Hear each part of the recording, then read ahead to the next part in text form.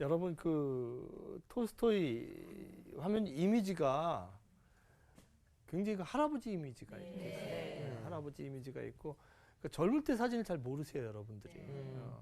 근데 톨스토이가 정말 오래 살았어요. 82세면 그 당시에 19세기에 82세면 정말 오래 살았죠. 근데 이런 사진뿐만 아니라 이제 이런 사진, 이 농민 옷을 입었어요. 이 사람은요 대지주예요.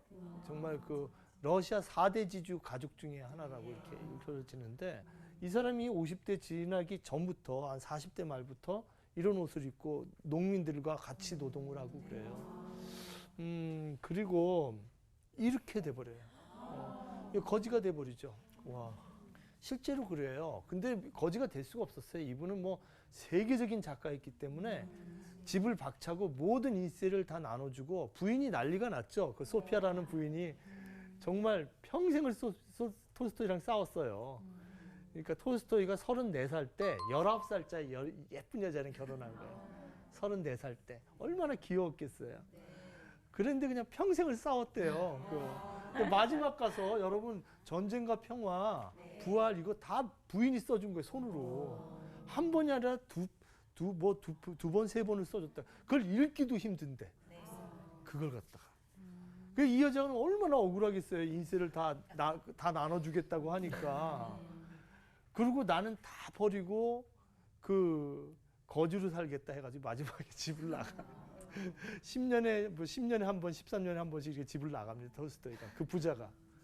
그 우리가 이해가 안 되죠. 그래서 우리가 이제 톨스토이의 이런 모습이 있는데 실제 톨스토이는 어떤 모습이었냐면요. 자, 이 모습이 82세 때 그래서 역에서 톨스토이가 죽어요. 톨스토이가 역에서. 근데 그 딸이 끝까지 동행을 하고 사실은 거지로 이렇게 다니지만 기자들이 막 30명, 40명 쫓아다니는 거 있죠. 카메라 들고. 이 사람이 다니는데도 노숙자가 걸어가는데 기자들이 막 쫓아다니고 잡지사, 신문사에서 전화 사진 찍고 이 연상이 가죠. 그래서 역에서 이제 역 옆에 이제 역 사무실에서 누워서 숨을 거둬요. 딸에게. 내가 소피아를 마지막까지 사랑한다. 내 뜻을 이해할 것이다. 그 인세로 러시아에 엄청나게 톨스토이가 살아있을 때는 한 14개 정도 학교가 있었는데 돌아가신 다음에 40개를 넘어서 톨스토이 학교가 세워지죠. 이렇게 그 부활의 인세로. 그래 어마어마한 인생을 사신 분이에요. 그래서 우리가 비움이란 게 무엇인지 생각을 해보려고 합니다. 톨스토이의 원래 인물은 어떤 인물이었는지 한번 보겠습니다. 이런 인물이었어요. 네. 이건 여러분들 잘 모르시죠?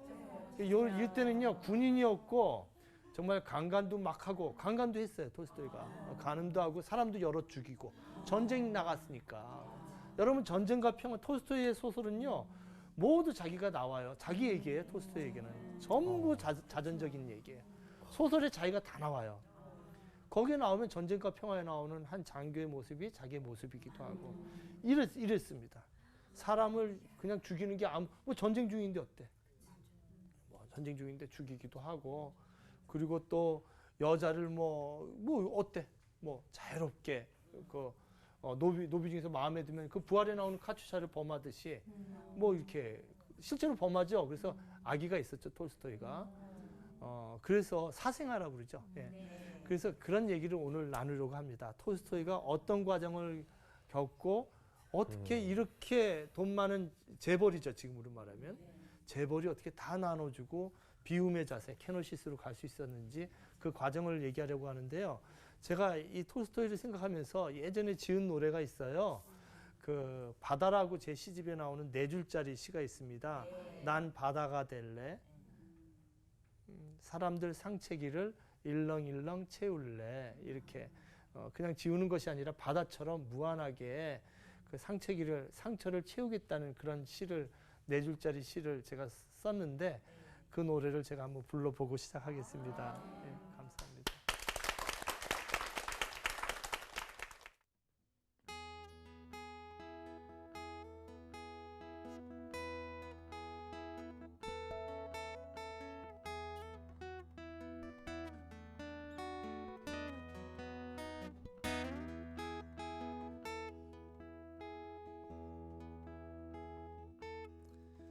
난 바다가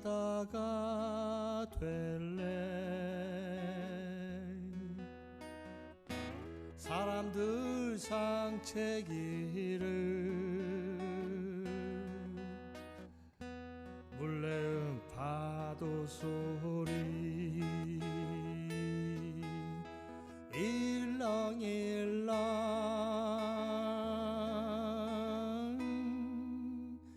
재울래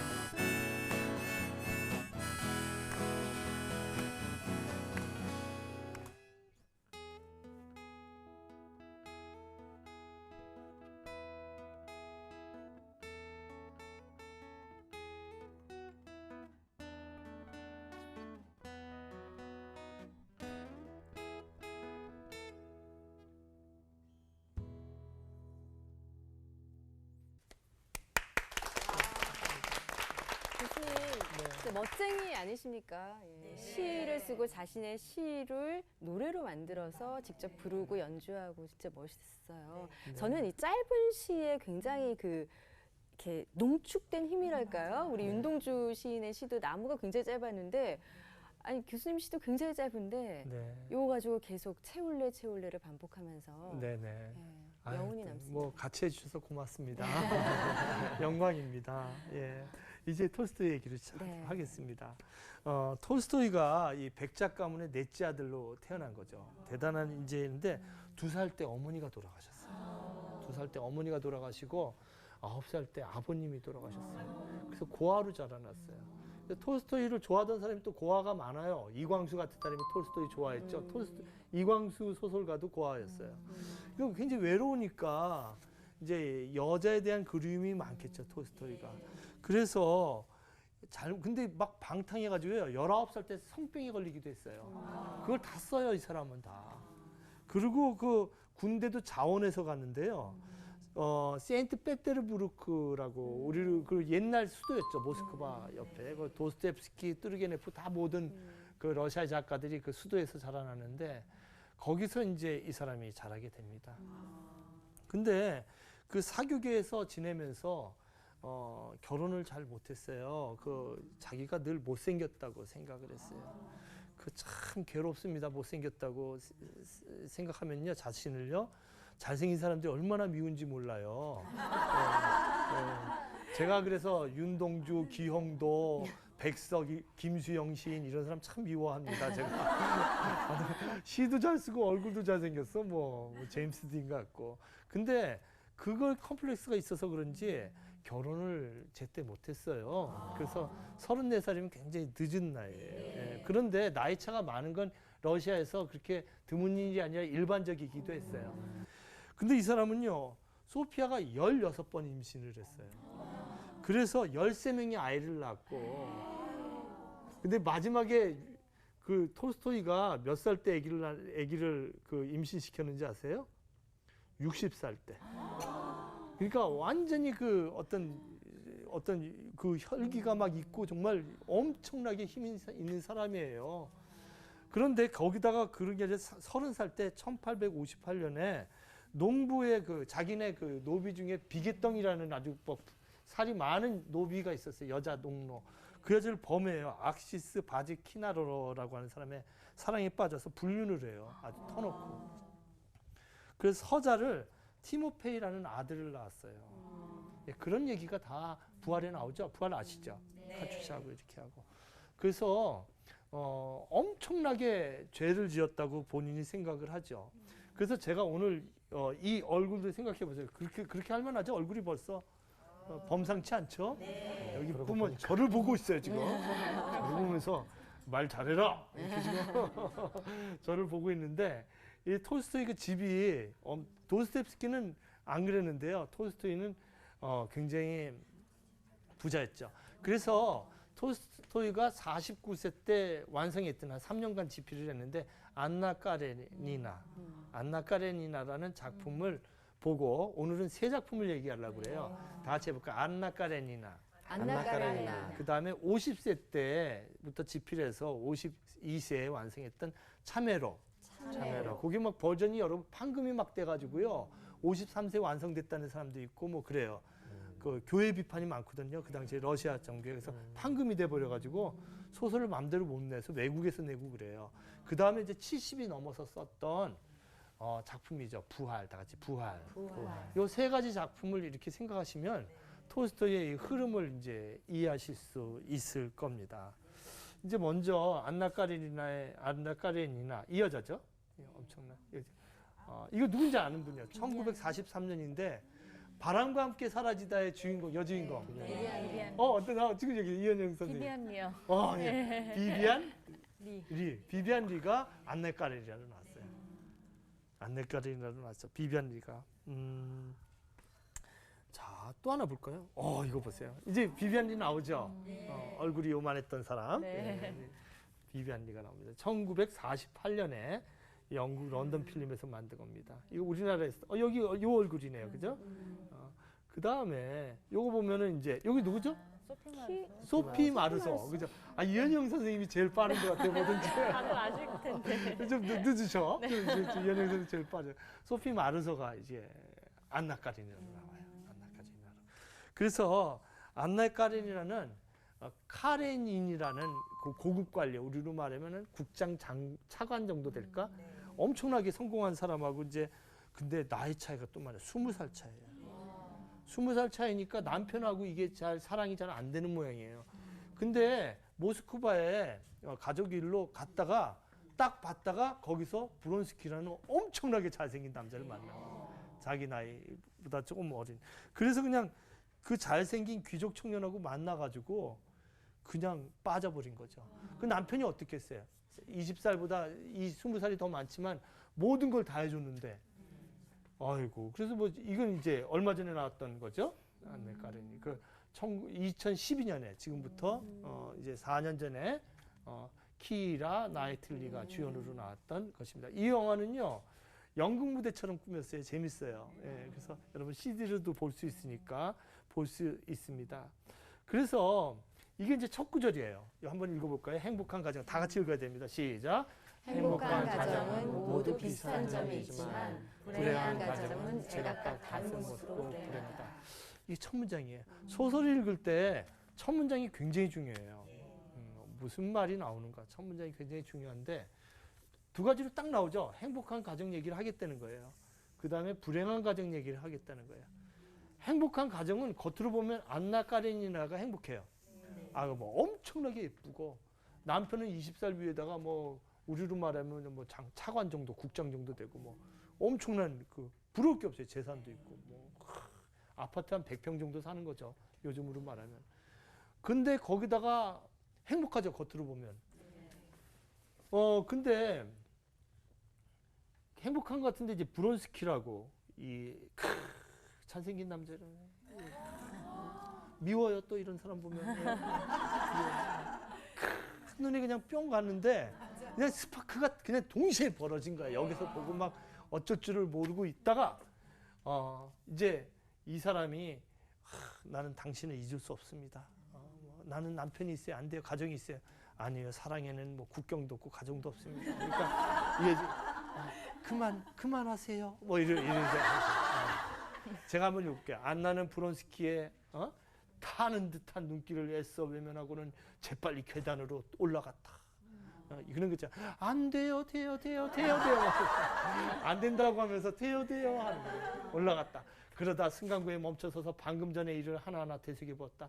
그 짧은 시간 동안에 그와 가까워졌다는 것이 느껴졌다. 안나는 그 사실이 놀랍고도 행복했다.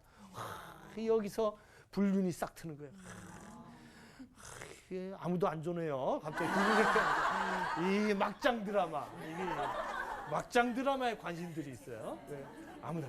그래서 그녀는 그날 밤 한숨도 자지 못했다. 가슴이 벌렁벌렁 뛰고 순간 무엇인가 터져버릴 것만 같았다. 그러다 새벽녘이 되어서야 깜짝 잠이 들었는데 다시 눈을 떴을 때는 이미 날이 훤히 밝아 있었다. 기차는 빼떼르부르크에 거의 다 있었다. 여기 중요해요. 승강장에 내리자 남편이 와 있죠. 20살 위에. 남편이 얼굴이 눈에 띄었다. 한번 읽어주시겠어요? 김용신 아나운서. 시작. 어머, 저희 귀는 어찌 저렇게 생겼을까? 남편이 아주 못생겨 보이는 거예요. 이런 어떤 아이돌 같은 친구를 보다가 20살 위에 뭐 40세, 50세 되는 남편을 보니까 추해 보는 거예요. 아, 귀가 어떻게 저렇게 생겼지? 여기부터 이제 이렇게 되죠. 그래서 이 안나 까레니나는 브론스키랑 이제 막 사랑을 하죠. 뭐 임신까지도 하고 뭐 남편이 근데 남편이 그걸 용서해줘요. 카레닌이 다 감아주고 해주는데도 방법이 없어요. 마지막까지 하는데 카레닌이 모든 게 싫은 거예요. 코 고는 소리도 싫고 밥 먹는 모습도 싫고 그냥 오로지 이 젊은 브론스키만 이제 좋아하게 되는 거죠. 그리고 브론스키랑 막 이제 외국 여행을 다니고 그러는데 브론스키가 그게 오래 가나요? 젊은 사람이? 그 여러분 그 존재와 소유를 보면요. 소유로 사랑한 사람은요. 계속 소유를 따라가요. 소유라는 게 뭐냐면 학벌, 재산, 외모도 소유입니다. 남이 안 가진 외모. 그 소유예요. 그게 돈을 만들어요. 여자들의 S라인, 남자들의 이런 것들이 광고에 나서 돈을 만들잖아요. 그 소유예요. 존재가 아니라. 근데 그 외모를 따라가면 계속 외모를 따라가게 돼 있어요. 더 예쁜 사람, 더 멋있는 사람. 브론스키가 가만히 있었을까요? 또 다른 여자를 찾아 나갔죠. 그래서 이제 어떻게 될까요? 너무너무 괴롭죠. 마침내 어떻게 할까요? 막 가족 문제가 꼬이고 뭐 그렇게 되겠죠. 이 사람이 어떻게 될까요? 안나 까레니나가 기찻길에서 자살을 해요. 이게 마지막에 자살을 해요. 안나 까레니나 재밌는 게 뭐냐면 재밌는 건 아니지만 처음엔 브론스키를 만날 때 어느 역에서 말했네. 어디서 만났다고요? 기차요? 네, 기차역에서. 모스크바 기차역에서. 근데 또 끝날 때 죽을 때 어디서 죽었다고요? 기차역에서. 그게 상징하는 게 많죠. 네, 기차역에서. 기차역은 근대화의 상징이고 그 막 속도, 인간의 속도, 욕망, 욕정, 막 참을 수 없는 기차. 근데 거기서 끝을 맺는다는 상징적인 의미가 있겠죠. 욕망으로 사는 사람은 욕망으로 죽는 거예요. 그런데 진짜 사랑은 뭐냐면 이 키티와 레빈, 다 같이 키티와 레빈. 그래서 안나 까레니나 소설은요, 키티와 레빈은요, 이 사람들 말수가 적어요. 진짜 사랑하는 사람은. 사실은 이 키티가 브론스키를 좋아했었어요. 근데 브론스키가 안나를 좋아하는 거 보고 굉장히 실망을 했는데 레빈이 이 여자를 좋아해요. 근데 레빈은요, 톨스토이 자화상이에요. 못생기고 시골 사람이고 시골에 재산이 있고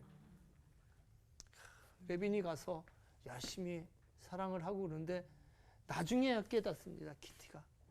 나중에 깨닫고 이 소설의 끝은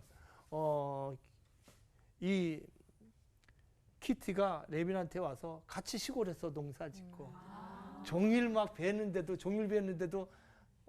30분이 흘렀나? 뭐 이런 모르는 밥을 해가지고 가고 남편한테.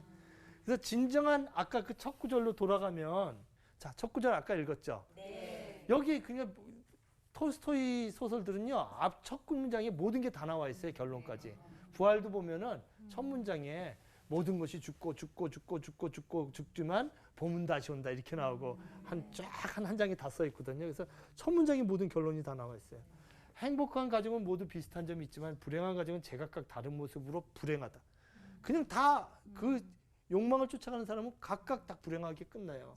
근데 행복한 사람은 키티와 레빈인 거죠.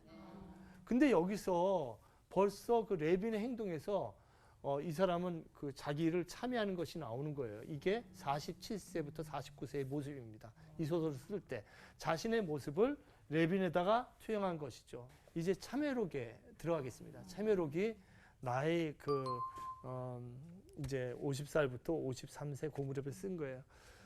여기 그 정도 나이 되시는 분이 없어요. 다 20살 정도. 맞아요. 요 맨 앞에 계신 분은 23살 정도. 김영신 아나운서는 19살. 우리 박지원 선생님 22살 정도. 맞습니다. 이현영 선생님 네, 맞습니다. 23살 네. 정도. 50살 정도 되면 어떤 생각을 할까요? 50살 정도 되면. 저는요, 제가 그 나이 되었을 때 참회록을 읽었어요. 바로 50살 될 때 참회록을 읽고 이렇게까지 반성을 할 수 있을까? 이렇게까지 반성을 할 수 있을까? 근데 참회록을 쓸 때 아까 그 안나 까리나가 자살을 하잖아요. 그런 자살은 아니지만 그렇게 뭐 여자도 강간을 하고 자기가 정말로 그 여자 집안의 머슴도 자기가 간음을 해가지고 아기까지 낳게 하고 사람도 전쟁에서 죽이고 톨스토이 사진 보셨죠? 근데 그것이 어떤 순간에 막 너무너무 이렇게 살아서 되는가? 그게 왜 그러냐면요. 아버지도 일찍 돌아가셨죠. 엄마도 일찍 돌아가셨는데 형도 죽어요. 35살 때. 형도 죽고 이것이 톨스토이가 그 고모 이모네 집을 전전하면서 자랐거든요. 돈은 많으니까. 근데 그 자기를 키워준 분들이 다 죽는 거예요. 5명이 연달아 죽었어요. 그 사이에 3, 4년 사이에. 이 삶이 무엇인가. 그래서 자살을 생각을 해요. 계속 자살하려고 생각을 하고 그러면서 사는 게 무엇인가 생각해 보니까 내가 사는 게 잘못된구나. 세상이 잘못된 게 아니라 내가 사는 게 잘못됐구나. 이런 생각을 하면서 이제 참회록을 쓰게 되죠. 우리 참회록에서 이 사람이 정말 참회하는 장면을 한번 제가요. 박지현 선생님이 좀 톨스토이보다 잘생겼죠. 그죠? 네. 근데 박지현 선생님한테 제가 톨스토이가 정말 참회하는 마음으로 쓴 걸 좀 낭송을 좀 부탁드렸습니다. 네. 한번 모셔서 듣겠습니다. 네. 네. 내가 도덕적으로 훌륭한 사람이 되고 싶다는 것을 발언하려고 했을 때마다 나는 매번 모멸당하고 비웃음을 사곤 했다. 그런데 내가 추악한 정열에 빠지자마자 사람들은 나를 칭찬하고 격려하곤 했다. 야심, 권세욕, 탐욕, 애욕, 교만, 분노, 복수심과 같은 이 모든 것이 귀중하게 여겨졌다. 거짓, 도둑질, 온갖 종류의 간통, 폭음, 폭행, 살인, 내가 저지르지 않은 범죄는 없었다. 그러나 사람들은 이 모든 것에 대해 나를 칭찬했으며 나의 동갑내기들은 나를 비교적 도덕적인 사람이라고 생각하고 있었다. 이렇게 오히려 칭찬하는 거예요. 칭찬하고 그 밑에도 있지만 그 밑에도 한번 읽어주시겠어요? 나와 함께. 나와 함께 살던 가장 순수한 존재인 나의 착한 숙모까지도 내가 유부녀와 관계를 맺는 것만큼 나를 위해 더 바람직한 일이 없겠다고 항상 나에게 말하곤 했다. 어이구. 네. 그냥 돈이 많으니까 유부녀랑 관계를 맺어도 괜찮다. 이런 식으로 그냥 막 그냥 영화 베테랑 보셨어요? 네. 영화 베테랑? 예. 거기 뭐 그냥 막 그렇죠? 뭐 돈 있으면 뭐 그냥 막 눈에 보이는 게 없는 거예요. 그래서 이 정도로 톨스토이가 정말 모든 걸 죄를 짓고 내가 정말 잘못했구나 해서 죽을 생각을 해요. 그래서 죽을 생각을 해서 너무너무 힘들어하다가 이제 전도서를 읽죠. 전도서. 별의별 거 다 가져보고 다 보아도 바람을 잡으려는 것은 헛되도다. nothingness 뭐 이런 그 나오죠. 문화시인의 정말 헛되도다. 이걸 이제 전도서를 보고 깨닫게 되고 그 다음에 또 쇼펜하우의 자살론을 보고 또 불교도 이 사람들이 좀 공부해요. 이 사람이 우리로 말하면 동양학과를 나왔거든요. 한 10개국 언어를 알았어요. 그래서 필자들이 우리 조선은 몰랐던 것 같아요. 뭐 중국어는 알았던 것 같아요. 노자 번역하는 걸 지원해 줬거든요, 이 사람이. 그래서 여러 나라에서 뭐 불어, 뭐 독일어 이렇게 편지가 오면 답장을 그 나라 말로 써줬다고 그래요. 톨스토이가. 굉장히 그 공부도 많이 하는 사람인데 이 사람이 이제 그러면서 이제 하나님을 발견하는데 어디서 발견하냐면요. 삶에서 발견해. 사람의 삶. 아까 레빈처럼 농부한테 가서 발견해. 우리는 이렇게 술 퍼먹고 하는데 아무것도 없는 사람이지만 저 사람들이 농사를 짓고 이런 모습 속에서 그 안에 하나님이라는 존재가 있구나. 그래서 우리 이현영 선생님한테 제가 네. 부탁을 했는데 한번 좀 읽어주시겠어요? 네. 예. 나를 반박하게 만든 허위의 불순물이 교회 대표자들보다는 모든 민중에게는 조금밖에 없다고 하지만 민중의 신앙 속에도 허위와 진실이 섞여 있음을 나는 보곤 했다. 가난한 사람들이 있지만 그 사람들의 신앙에도 좀 문제가 있다. 그렇지만 그들과 함께 한 4년 동안 농사를 아까 사진 보듯이 농사를 짓고 이러면서 이 삶 속에 정말 큰 의미가 있구나 이런 걸 깨닫게 됩니다. 이제 참여록이 끝나고 여러분 참여록을 그대로 소설로 쓴 게 부활이라는 작품이에요. 부활이라는 작품인데 여기 보면 이제 이 영화가 있죠. 루벤 마물리안 감독이 34년에 지은 작품인데요. 이거 보면 이제 허리우드적인 러브라인이 막 강조가 돼가지고 뭐 좀 원래 작품하고 좀 틀려요. 근데 여기 보면은 이게 이제 네흘루도프죠. 그래서 부활에서는 또 남자 주인공이 톨스토이 자신이에요. 남자 주인공이 똑같아요. 톨스토이하고 어마어마한 부잣집이 네흘루도프가 부잣집 아들이 그 간음을 하는 거죠. 그 어릴 때 카츄샤처럼 놀았는데 카츄샤라는 그 머슴하고 여자 머슴하고 군대에 가가지고 강간을 배우고 사람 죽이는 걸 배운 거예요. 그래가지고 돌아와서 보니까 카츄샤는 성인이 됐잖아요. 몸이 커지고. 그래서 카츄샤는 오빠잖아요. 어릴 때. 막 나무에도 같이 기어 올라가고 그러던 오빠인데 오빠 그러는데 방에 들어와서 겁탈을 해버려요. 카츄샤는 뭐 어린 나이에 당한 거죠. 이 카츄샤가 이렇게 지금 오빠 하는 장면이죠. 근데 눈빛이 다르죠. 이게 지금 은큼한 놈이에요. 이놈이 지금 은큼한 놈이에요. 근데 막 내부의 갈등을 겪죠. 근데 그 톨스토이는 그 내부의 갈등 아까 안나랑 레빈이라고 있는데 그 아까 안나 까리나 할 때 농사지었던 레빈도 톨스토이지만 안나도 톨스토이죠. 안나 그 부잣집 딸 그 귀족들의 모습은 톨스토이 자신의 모습이기도 했지요. 그래서 이 톨스토이가 그 이제 1부, 2부, 3부가 있는데요.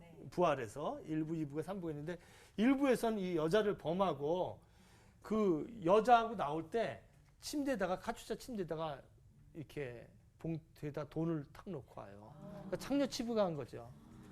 근데 카츄샤는 어린애는 그게 당한 거가 뭔지도 모르는 거예요. 소녀니까. 근데 돈을 보고 뭔가 기분이 나쁜 거예요. 내가. 그리고 이제 그 얘기를 하니까 집에서 어떻게 쫓아내죠. 말은 그렇게 너는 해방이다 이렇게 얘기하지만 쫓아내. 그 나오자마자 아기를 낳죠. 그 아기를 흙에다 묻습니다. 카츄샤가. 그리고 전전하다가 다른 남자한테 강간당하기도 하고 그리고 이제 술집 여자가 되는 거죠. 먹고 살 길이 없어서. 그러다가 자기가 어떻게 잤는데 그 남자가 죽어버렸어요. 그래서 살인죄로 재판정에 가는데 아까 그 네올레도피가 그 국민법정이라고 있잖아요. 그 귀족들이 같이 판결을 내리는. 그 판결을 내리게 돼가지고 이렇게 보니까 카츄샤가 이렇게 오는 거예요. 살인범으로 해서. 그래서 거기에 이제 너무너무 죄의식을 느끼죠. 집에 가서.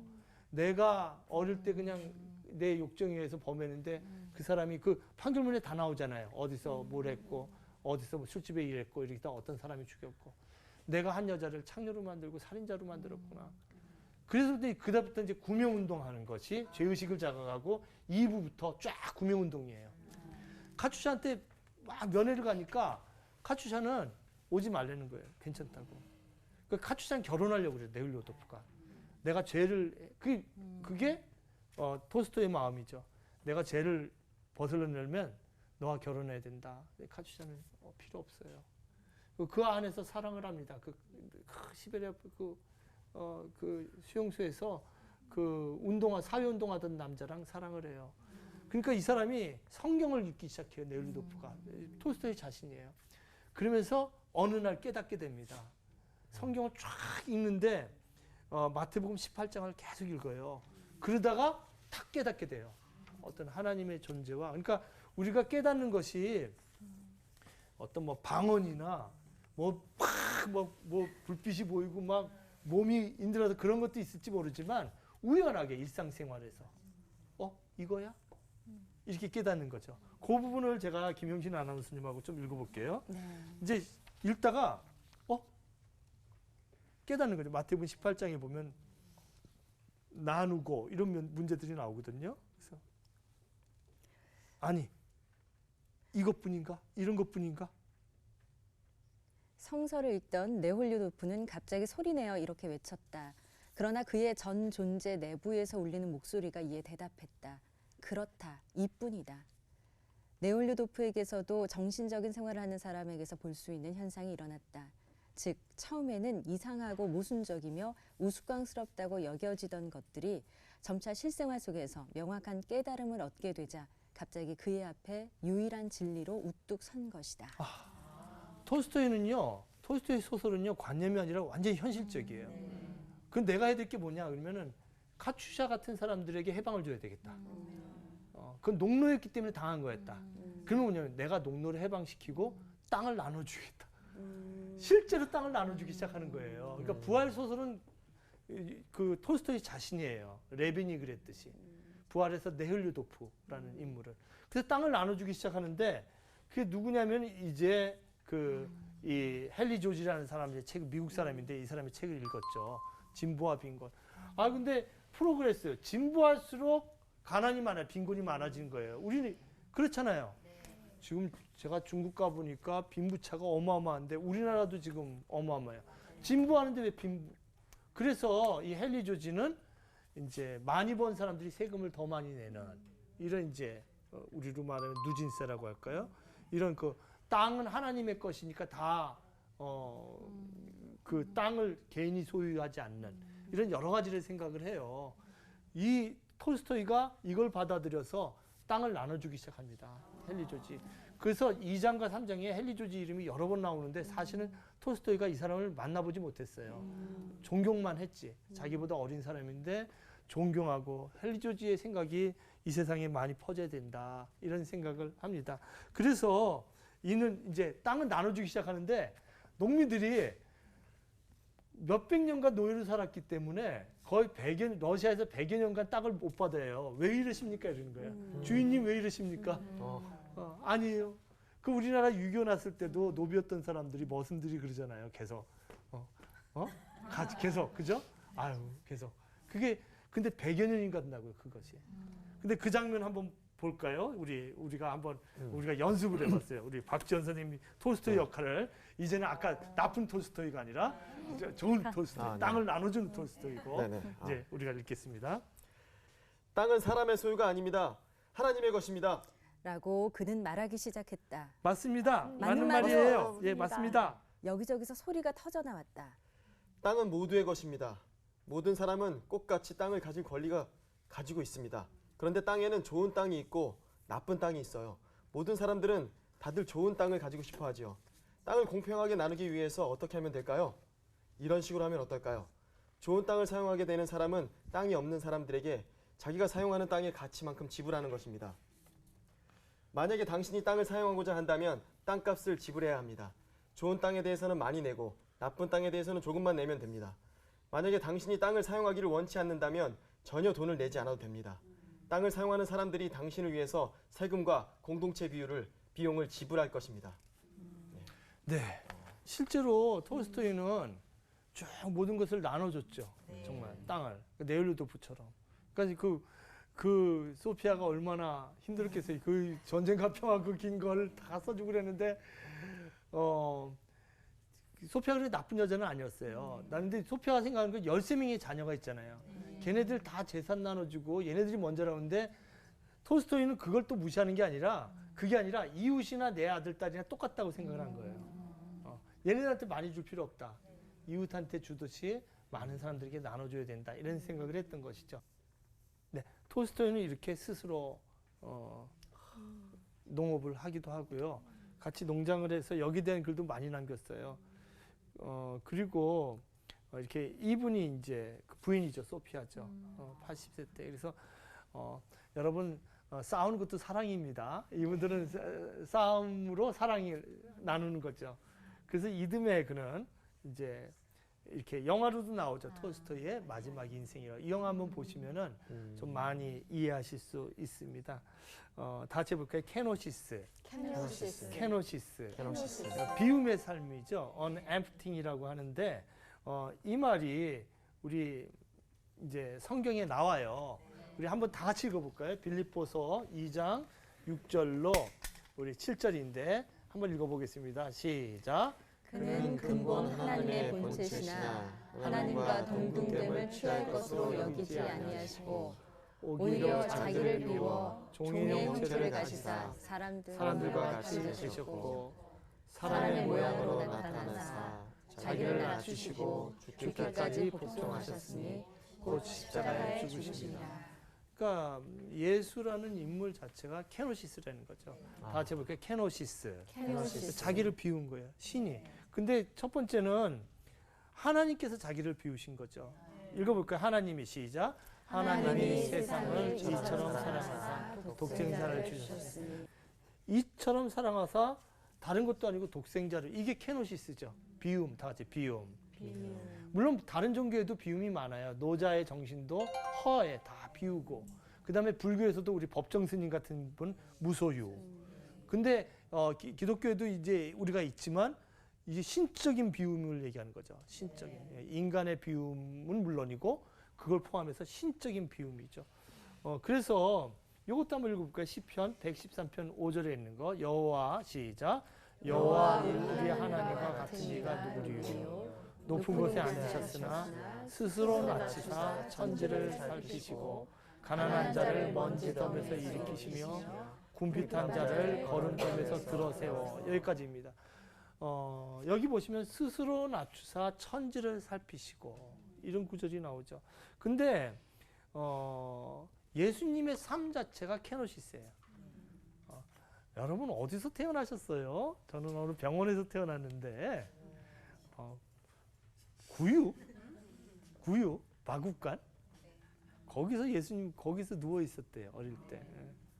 지금 그리고 그의 탄생 자체가 케노시스죠. 제가 가포눈일이라고 하는데 해볼까요? 가난한 자에게 복음을, 가난한 자에게 복음을, 포로 된 자에게 자유를, 포로된 자에게 자유를, 눈먼 자에게 눈뜸을, 눈먼 자에게 눈뜸을, 눌린 자에게 자유를. 눌린 자에게 그걸 자유를, 해서 다시 해볼까요? 가포눈늘. 가포눈물. 그것을 전파하자고 이제 3번 나와요. 거기에 전파라는 단어가. 전도라는 게 사실은 그거죠. 그래서 약자와 함께 먹보이기도 했죠. 그 다음에 죽으는데 살리는 죽음이죠. 의미가 있는 죽음. 그래서 우리 역사상 속에서 죽음 자체도 비우면은요, 그게 살리는 죽음이 돼요. 의미가 있는 죽음이 되는 거죠. 우리 어머니, 아버지도 그렇고 그 후손들이 얼마나 정말 죽음의 의미가 있었다. 그래서 십자가에 정말 비움으로 달리기도 하셨죠. 오늘 톨스토이 얘기를 우리가 해봤습니다. 톨스토이의 삶, 우리가 맞지 않는 부분도 있어요. 톨스토이가 여러 맞지 않는 부분도 있고, 또 노벨상을 13번인가 14번인가 추천받았는데, 이 사람이 그 당시에 모든 국가를 부인하고, 애국주의도 그래서 부인하고, 또 막 종교 비판이 엄청나게 종교 비판을 해가지고 파문을 당해요. 아직까지도 러시아 정교에서 파문된 상태예요. 그래서 톨스토이가 참 어떻게 보면 너무 센 사람이라서 안 맞는 면도 있지만 우리에게 비움이라는 생각, 그걸 또 다 같이 해볼까요? 케노시스. 그걸 삶으로 했다는 것은 참 쉽지 않은 일이었던 것 같습니다. 오늘 여기까지 생각해 봤습니다. 고맙습니다. 저는 이 삶 자체가 진짜 소설이구나, 영화구나 이런 생각이 들어요. 이게 쉬운 일은 아니잖아요. 그렇죠. 일이 아니죠. 근데 제가 지금 결국에는 요 구절을 하나, 네. 요 구절을 하나 좀 읽고 넘어가야 될 것 같아요. 부활의 마지막 문장입니다. 요거를 한번 읽고 넘어가겠습니다. 그렇다. 이것이 내 일생의 과업이다. 한 가지 일을 끝낼 줄 알았는데 또 다른 과업이 나를 기다리고 있구나. 그러니까 이 사람은 그 신앙이란 게 그래요. 그 졸업식이 없어요. 입학식만 있고. 그러니까 계속 한 가지 일을 끝내는 줄 알았는데 또 다른 나가 나를 기다리고 있구나. 이게 부활의 마지막, 아까 우리가 안나까리나 첫 문장을 봤는데 오늘 부활의 마지막 문장을 읽으면서 마치겠습니다. 네. 고맙습니다. 아까 무슨 얘기 하시려고 하셨잖아요. 아니 그 정말 대단한 인생을 우리가 이제 이렇게 들여다보게 되잖아요. 근데 결국에는 그 긴 인생을 살아내고 그 엄청난 위치에서 많은 것들을 경험하고 어떤 결국에는 악에서 선으로 이제 가는 이 싸움이, 인생의 긴 싸움이 결국에는 예수님의 가르침 삶이라는 게 그 맥이 너무 놀랍네요. 네. 정말. 맞아요. 우리는 어쩌면 이제 그 톨스토이의 인생을 보면서 우리는 그러지 말아야겠다가 예, 더 많이 남아야 될 것 같아요. 그러니까 먼저 좀 알고 그가 후회하는 인생이 그가 말하는 게 사실은 우리가 그렇게 살지 않기를 바라는 마음도 있지 않을까. 뭐 그런 마음이 네. 드네요. 예.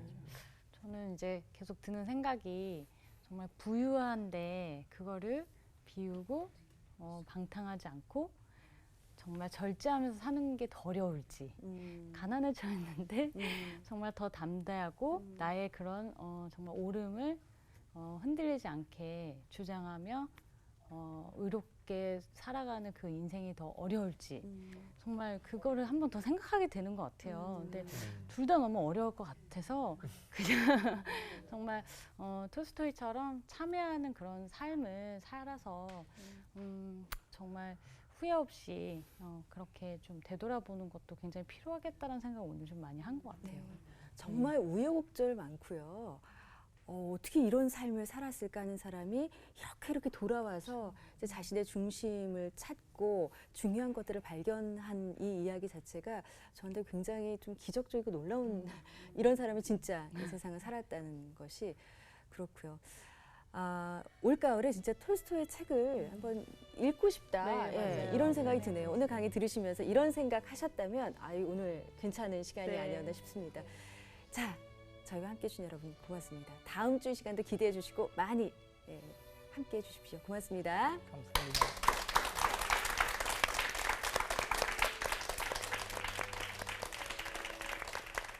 프로그램에 도움을 주신 분들께는 CBS 아카데미 숲이 제공하는 책과 CCM 음반 그리고 만화로 제작된 최고의 성경 자습서 성경 2.0을 드립니다.